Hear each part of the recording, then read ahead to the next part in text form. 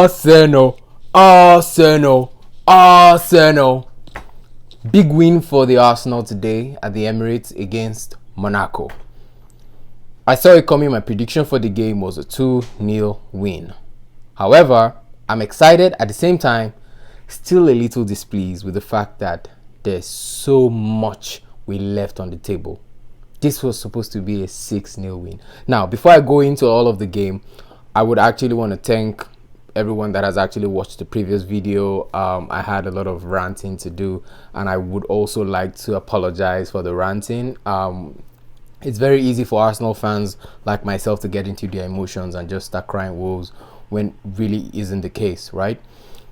Last game we had in Premier League against Fulham, yes, we're not at our best. We missed out on an opportunity to gain 3 needful points, but putting that away, we moved on to the next game, and I'm really giving a big shout out to the boys, taking it by the scruff of the neck to the next game, putting it all on the field and giving their best. Now, let's get to the game. The first half, we should have been at least 4-0 up, right? I was a little bothered the fact that we're losing our chances, and as is customary to us, when we lose chances like this, we get punished. Fortunately for us, we didn't get punished. We scored a goal, a crucial goal we needed in the first half, but I was still bothered because when we got into the second half, it looked like they were coming back into the game, and it looked like we're not going to get those chances because we got some great chances. Jesus had a one-on-one that I expect him to finish, but unfortunately he couldn't. And I'll attribute that really to his lack of confidence and poor form, which breaks my heart a lot to say that Gabriel Jesus is someone we should be looking to move on from the club. Yes, I said it. Gabriel Jesus had so much promise. Due to unfortunate circumstances, injuries and the likes, he has missed so many games. Getting back to form is so hard, but there's something about him that I still admire. His tenacity, his ability to read games, his ability to push. His skill basically is good, but where we need him the most in terms of goal conversion, he is not delivering. And what is really lacking in this Arsenal team right now, if you ask me, is a good goal scoring forward. The best we have right now up front is Saka, and that shouldn't be. He's a winger. We shouldn't have all that pressure on him. We should have someone, the top 9. The last prolific striker we've seen at the Arsenal, honestly, to me, is Aubameyang, putting aside the decline he had towards his departure. But we need someone that can deliver on the goals. We had too many chances. Also, Odegaard had a brilliant opportunity to put us a goal ahead again to add to what we had, but he didn't.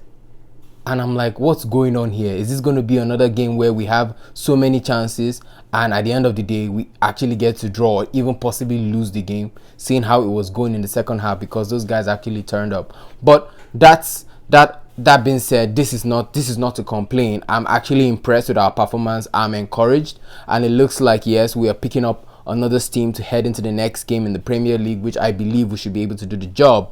In the meantime, I want to bask in the win. Big congratulations to Miles Lewis-Kelly. Wonderful standout performance for me, that I see this guy as a wonderful, refreshing addition to our defensive lineup, right? I don't want to see Timber in the left back anymore. I want us to have Timber on the right and leave Miles Lewis-Kelly on the left.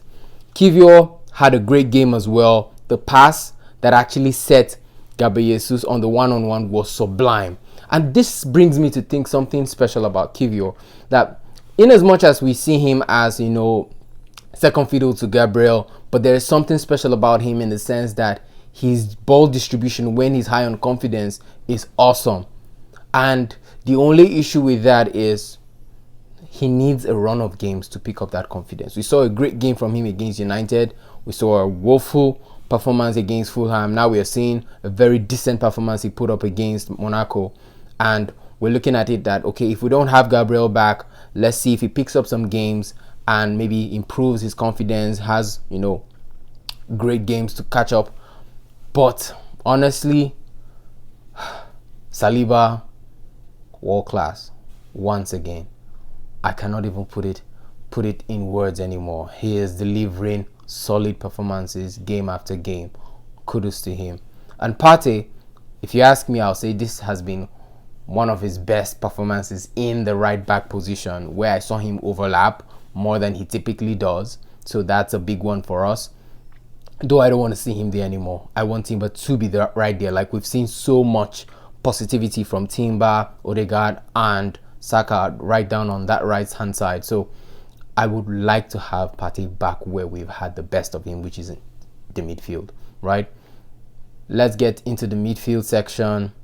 For me, best performer in that midfield today was, you would guess, Declan Rice. Declan Rice was immense. Work rate, distribution, awesome. Now, Moreno wasn't his best game, though he played a vital role on the left side. I saw some promise, but he had some sloppy moments.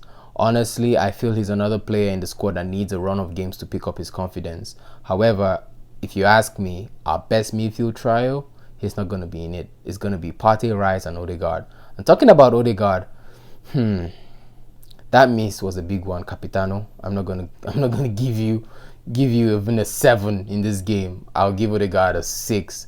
It wasn't best of his games, which is unlike him, so I would excuse him for that. But it was a great team performance for us to get the win at home in front of our crowd. It was a big one. And a big shout out also to star man. I don't call him a star boy anymore. I call him a star man. Bukayo Saka delivered 2 wonderful goals. Spectacular performance. Is doing it on every stage. Needless to say, he's one of the best wingers in the world, for a fact. And on the other side, Martinelli. Martinelli also had some chances. Well, he's not a Henry because he had an opportunity to bury the way Henry used to. But he's someone I see going through a very dark time, in the sense that I know he's capable of so much, but he is just not delivering on that level. He had opportunities to put us ahead as well, but he didn't. But I won't take it away from him. He didn't have an extremely bad game. He did some very good things. And I'm not going to be one of those guys that basically just come out to condemn Martinelli. He's still one of my favorite players because I expect so much from him. We're judging him so harshly because we know he has the ability to deliver. And I know he would get to deliver. I was having a conversation with a friend and I was talking about all the other options we should look at for January to sign ahead of, Martinelli. Honestly, even the Nico Williams that people talk about, I wouldn't rate him right now as far as this season is concerned above a Martinelli, right? But that doesn't take away the fact that we need someone that can actually bring in the goals for us from that left side, which Martinelli doesn't seem to be doing right now. But not to take away anything from, his efforts, his tracking back ability. I was bothered a little bit because it looked like he was going to pick up a red card. He was doing some unreasonable things as far as, picking up the yellow card was concerned. But he got back into it, and thankfully Arteta was able to pull him out on time. But that being said, an average game for him.